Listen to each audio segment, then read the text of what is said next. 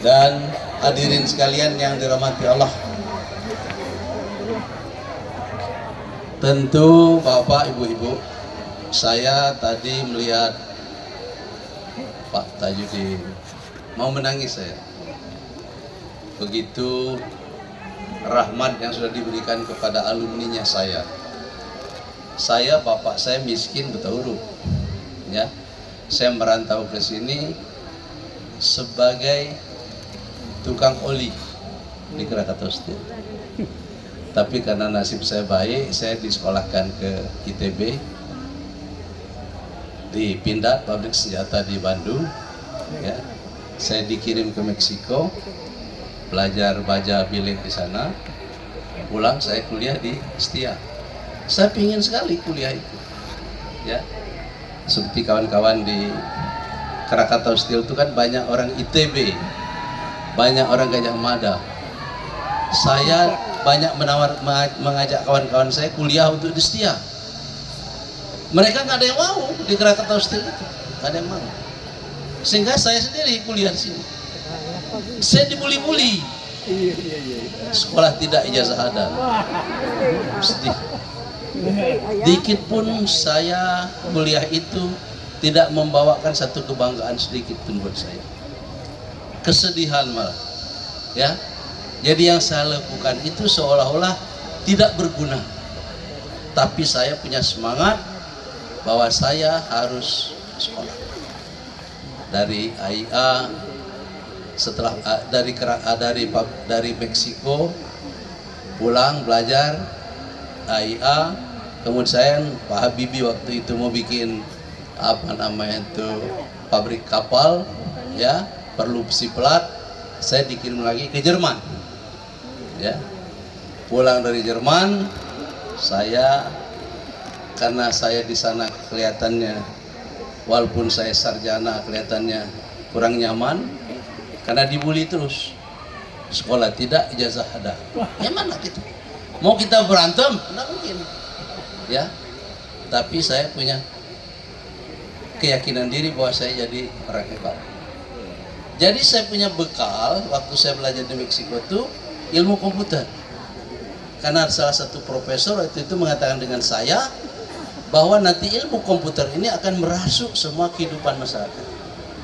Jadi saya, waktu saya di Jerman, saya kirim surat ke Pak Gubernur bahwa saya orang Bengkulu, ya, saya merantau ke Jawa dan saya setiap keluar negeri saya kirim surat. Akhirnya saya terima. Mungkin sangkanya ini Pak Gubernur Bengkulu ini nyangka Dr. Andes Bando Amin ini alumni Jerman nih, palak sulak, kepalanya ini perut puncit, kelihatan orang hebat. Waktu itu nama Habibie lagi. Saya langsung diterima. Jadi pokoknya saya terima. Tapi setelah saya pulang cerita apa, kawan-kawan di sana tuh ketawa bahwa kelihatannya mengharapkan saya itu orang hebat, ternyata saya orang kampung. Dia tahu bahwa saya orang kampung. Saya waktu itu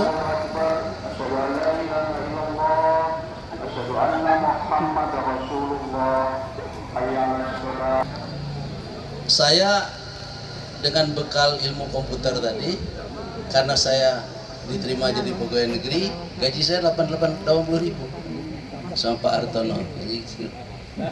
Pak Hartono gaji sudah jutaan, ya. Saya waktu itu dapat duit saja sudah, ya, seminggu saja udah hampir setengah juta saya dapat di luar gaji, karena saya punya ide-ide tertentu. Tapi saya sudahlah. Mertua saya bilang, untuk apa kau pulang? Kasihan lihat saya, karena saya sanggup 80.000 seminggu pun gaji saya nggak cukup. Saya bukalah sekolah khusus komputer. Komputer jadi akademi komputer. Waktu itu saya pernah sini ke Pak Yusro melegalisir ijazah saya. Pak Yusro, ya. Malah jadi masalah saya. Sebab diisukan di sana itu saya ini ijazahnya palsu. Jadi palsu, ya kan? Karena saya mau calon bupati waktu itu. Nah, jadi berkembang waktu ini lagi hebat-hebatnya, lagi top. Saya sangat menarik. Oh, nanti saya kalau bikin sekolah begini, Bang, akademi jadi sekolah tinggi jadi universitas. Saya beri nama Universitas The Hasan Bengkulu. The Hasan itu singkatan dari dengan hasil usaha sendiri.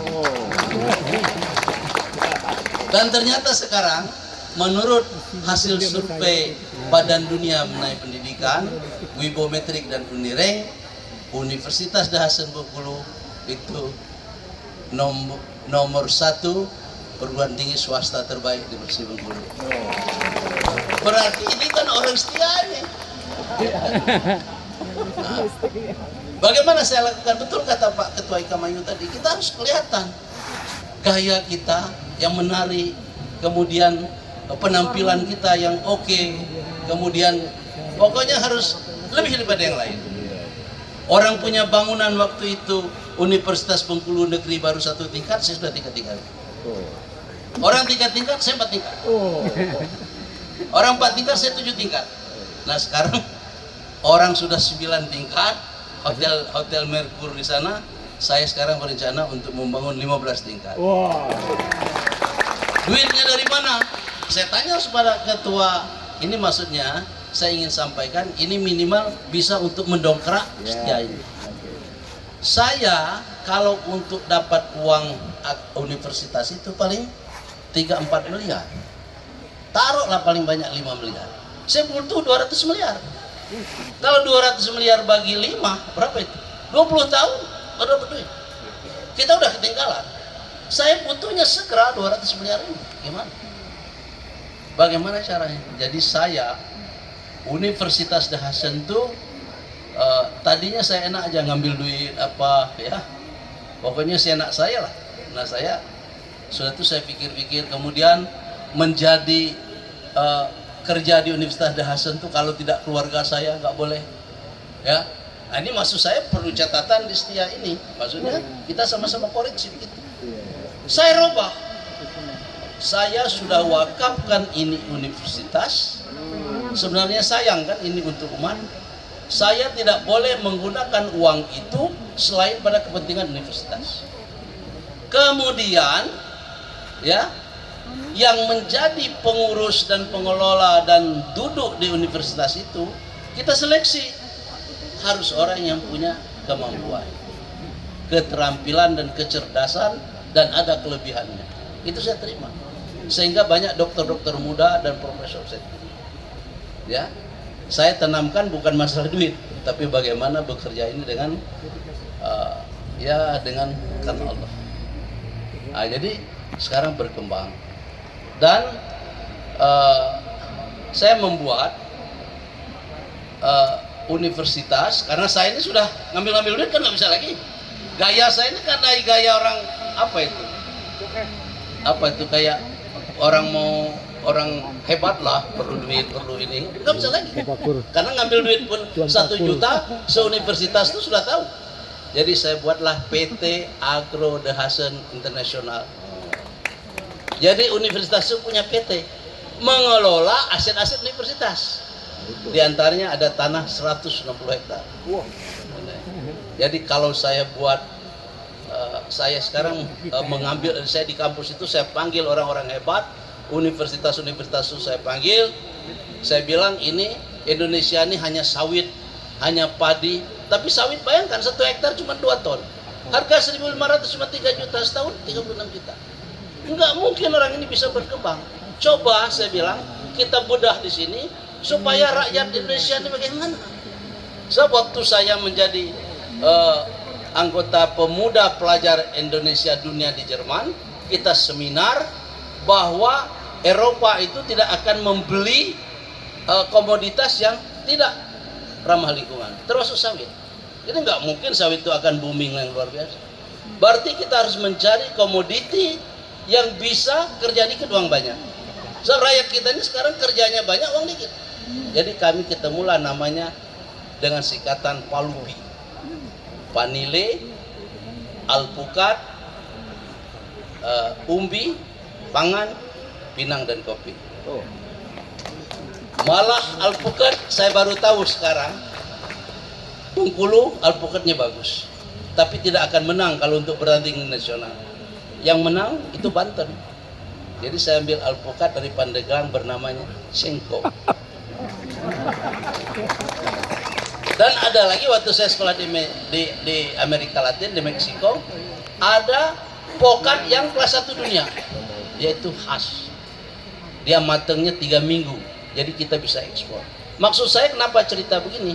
Karena di sini kekayaan tuh ada di Banten ini. Kita nggak punya tanah, nanti kan ini Pak Wali ada minta tanah PTPN, ambil itu, ya kontrak. Bila perlu orang-orang alumni kasih 1 hektar kita tanam itu. Nanti saya tenaga ahlinya saya bawa dari Bengkulu itu. Apa ya? Nah, untuk membantu Setia ini. Kalau nggak begitu gimana? Kemudian Pak Wali cuti saya dulu waktu saya jadi bupati. Waktu saya itu sekolah Dahasan, mahasiswanya sedikit. Saya anggarkan.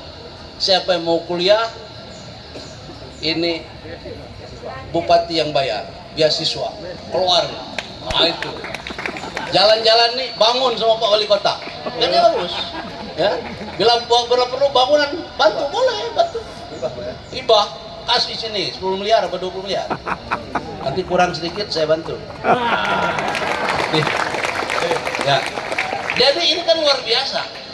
Nah, jadi apa Pak Ibu-ibu, waktu itu saya sendiri aja bisa membangun universitas yang besar.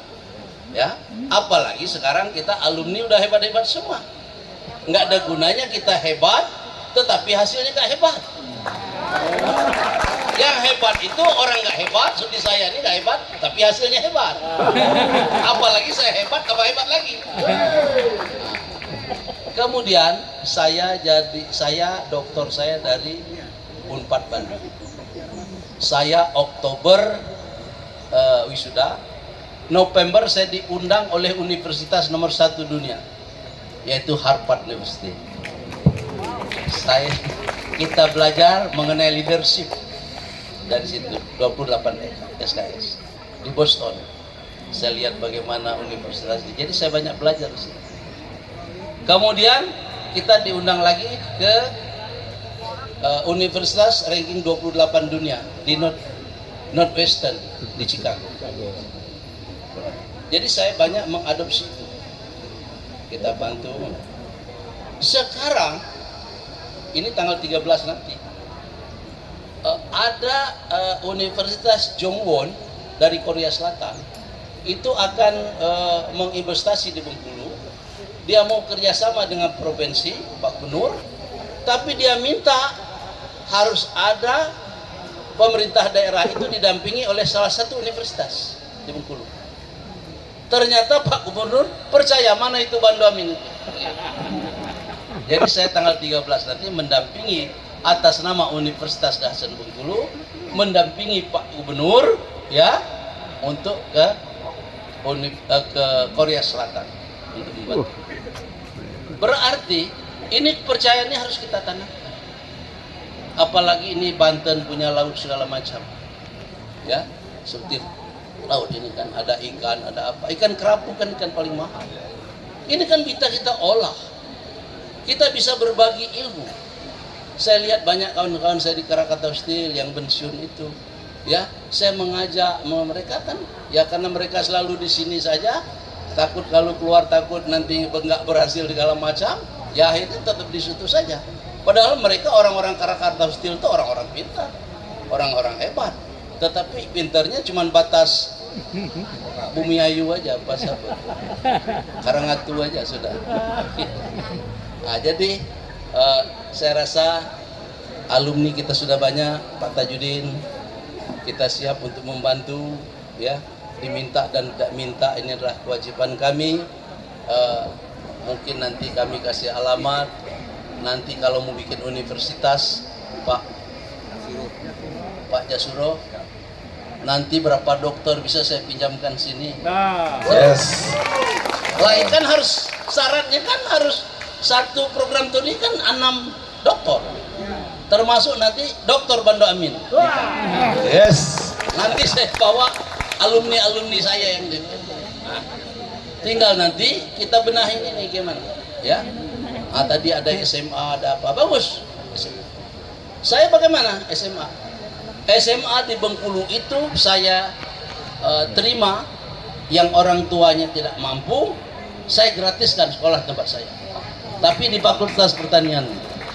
Fakultas nanti di sini nih Pak Wali, kalau Pak Wali nanti ketemu ada anak-anak yang tamatan SMA yang dia nggak mampu, ya, terima, kita kuliahkan di Bengkulu. Saya kasih ongkosnya di sana. Ya, Baik. ya, betul. Ya, saya pikir cukup Pak Pandu. Saya rasa cukup. Ya. Mungkin masih banyak kita Insya Allah. nanti lewat WA saja. Yap. Dan saya yang ingin bergabung dengan PT Agro International tadi, ada motonya. Waktu saya mau calon gubernur dulu, saya buat di pintu-pintu mobil tuh, mau kaya tanam sengon, hampir menang saya. Ya, sekarang saya robah lagi, yang mau bergabung dengan PT Agro ini dengan moto Bina Ruhiyah, gali rupiah, kaya dan surga berjemaah. Amin. Sekian, terima kasih. Wassalamualaikum warahmatullahi wabarakatuh. Waalaikumsalam warahmatullahi wabarakatuh.